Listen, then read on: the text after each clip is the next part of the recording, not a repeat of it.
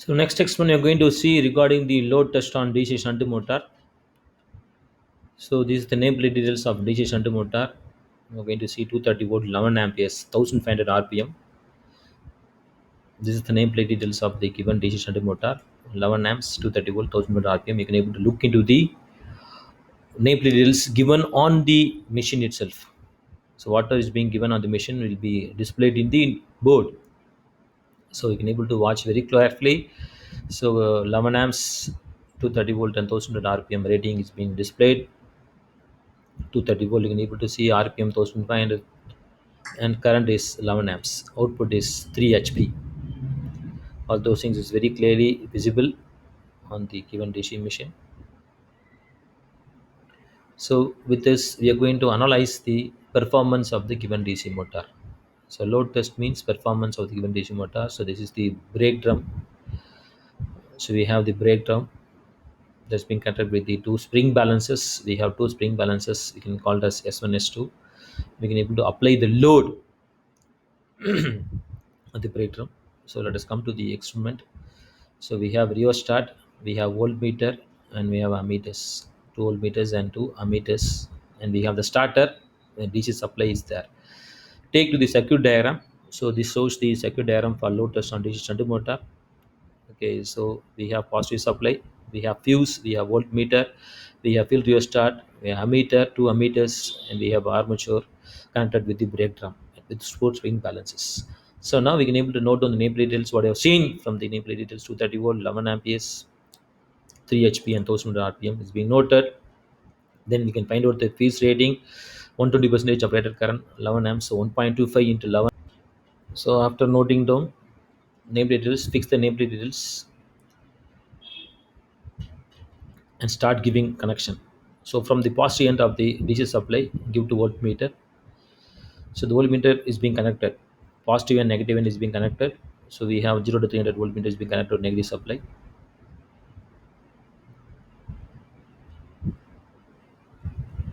Then take one more wire from positive end, give to the starter L. 3 point starter. L stands for line, LINE, F stands for field, A stands for armature. Give to line. Then from field winding, give to the fuel rheostat. One end of fuel rheostat. We have two ends, two fixed contact. So one end of the field rheostat, we have to give other end is variable contact. Give to one end of fixed contact and then leave the other end and take variable end. This is the wiper. You can able to move it depending upon the connection. So if you left one end as free, you can able to give the variable end such that the wiper can be moved from one end to other end. It means that I am including resistance step by step rather than including the field resistance. So that you can able to see in the diagram, one end of the rheostat is being connected to the fixed end from F field terminal. Give to one end of the rheostat, fixed contact, starting point, and take one more wire. Give to the variable end of the wire is given to field winding F. So the variable end is given to field winding F1 terminals. Then from F2 give to ammeter. F1 F2 are internally connected, no need of connection. So from F2 give to ammeter positive. So it's a field ammeter 0 to 1 amps or 0 to 2 amps. Ammeter positive, then ammeter negative to supply negative. Straight away from ammeter negative to supply negative is being connected.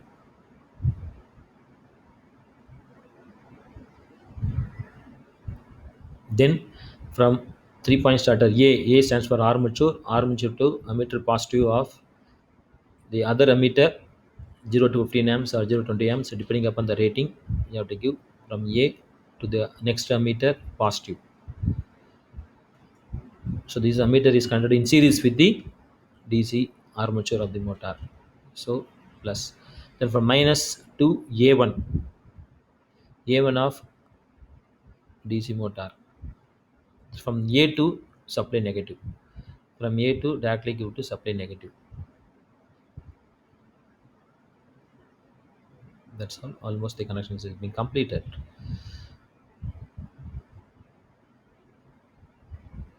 So you can check the connections from plus to L, from F to rheostat in, and other end to F1, F2 to ammeter negative to positive to supply negative, then A1, A2 ammeter, then A2 to supply negative. So circuit is being closed.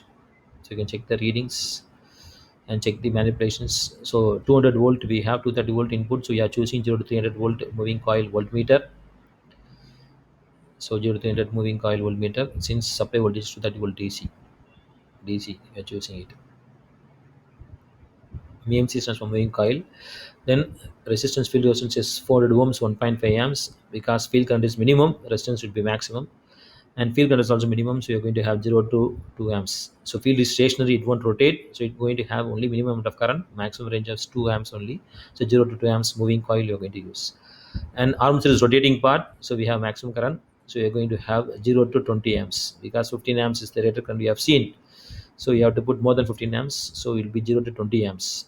Ammeter 11 amps, sorry, it's 11 amps rated current, so you have to put more than 11 amps. You're going to fix 0 to either 15 or 20 amps you have taken as ammeter. Moving coil, now you can fix all those ranges, put the exponent number, put the date, and fix all the ratings what is being put up on the apparatus required. How much ammeter, its range, type moving coil, quantity 1, other ammeter 2 ammeters you are checking for field and armature, voltmeter 1. So type moving coil, quantity 1. Rheostat, we have two rheostats, one is field and only have one rheostat, field rheostat. Tachometer is one digital tachometer, then enough kinetic wise. Procedure, you can go to the procedure before starting the experiment. Okay, precautions, you have to read the precautions carefully. It should be started with no load. Field should be kept at minimum resistance position before starting, and breakdown should be kept at no load. And water, we have enough water before loading. Then go to the procedures. DC should be on. Then after knowing the procedures, take the tabular column. Straight away you can able to start the experiments. Now DC supply should be on. DC supply is made on, and starter is made on. Slowly lift the candle to the other end such that the motor begin to rotate. So you have to slowly vary the arm to the other end, and now the motor is started rotating. So note down the no load speed first of all. So no load speed is almost around 1380 rpm. So now we have to vary the rheostat, make it as 1500 rpm. Slightly vary the rheostat. Now check once again the speed.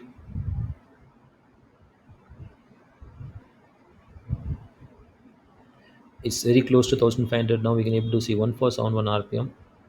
Almost it is sufficient enough before starting the loading of the machine.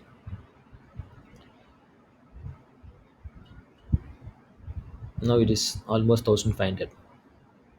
Okay, checking once again. It's almost 1500 because it has to be set. So this is S1, S2. Initially it's be 00, note on 00, and speed is being noted. S1, S2, 00 noted. Speed corresponding voltmeter reading, corresponding ammeter to ammeter reading. One is the field current, other one is the armature current. So field current is being noted, armature current is being noted. So the total current IL will be IA plus IF because it's shunt motor. So both will be in parallel. So the field and armature will be parallel. So we have to add these two currents. So you can note down the currents of the armature as well as the field. So depending upon the range, you have fixed at 10 or 20. So the scale, depending on the 20 scale, so you have to multiply by 2. So here 20. So you have to multiply by 2. Check the scale and properly do it. So if you have, since you are giving connections to 20, you have to multiply by 2. Whatever you are taking reading, suppose it is zero point 0.4, means you have to zero point 0.4 into 2 will become zero point 0.8. So it is very close to zero point 0.4. So the reading to be noted is zero point 0.4 into 2 because of 20 ampere scale. 0.8 has to be noted in the notebook. So slowly you have to vary load. So load current is rated current is 11 amps, so you can able to have ratings as 2, 4, 8, 6, some 2 to 4 samples. So if you keep as the vary the rheostat, now if you keep it as 1 amps, it becomes 2. So the load is being varied, release the breakdown slowly watching. Okay, so now it is kept as 2 amps. So if it is 1 means it is 2. in scale. So note down the voltmeter reading, and other hand can note down that. Note down that, and note on the corresponding spring balance. S1 is around 3, S1 is around 3, and S2 is around 1 or 1.2. So you can have either S1, S2. Now note on the speed, corresponding speed you have to note down. It comes around 101488 or 1484. You have to wait, it will settle down the speed. Note on the speed, then apply some water into the brake drum before you go for the next load. Before you go for the next load, you have to apply some water and release the brake drum.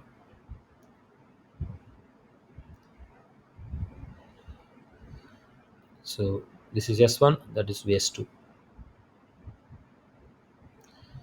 So note on the corresponding. So we are being 4 amps for 4 amps or 4.8 amps. Note on speed now. Will be reduced 144 or 143. Note down the corresponding speed. Some values. Note on the armature current and field current. So you have up to maximum 11. Rated current you can able to increase, because if I see the name details, it goes up to 11.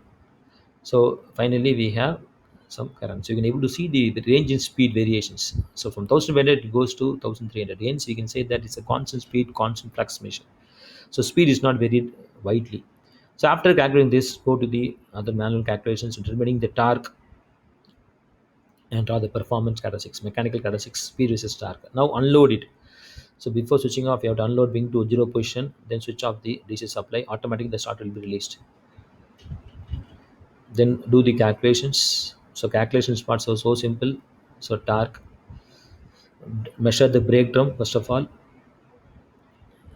Radius, brake drum radius is being measured. Measure with the tape. So measure how much is there. So how much centimeters you're going to have. You can able to see it. We have in scale, so you can able to measure in either the feet scale or convert that into centimeters. So coming around 70 centimeters.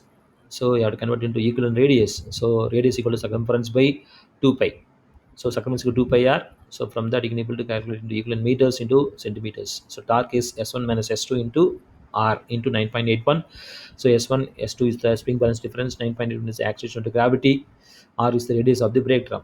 So input power is equal to V L into IL. Output power is 2 pi NT by 60 watts, and efficiency finally output power by input power. After calculating all those things, you can draw the performance curves. This is the load test of the machine. So all parameters is being taken on the y-axis, and the x-axis you have taken the output power, and respective other parameters torque, speed, and the input power is being taken on the y-axis and plot respective curves. And finally efficiency will be output power by input power. The efficiency will be around only 60 to 80 only. It won't be 100 percentage. So the conversion, electrical energy to mechanical energy, it won't be same.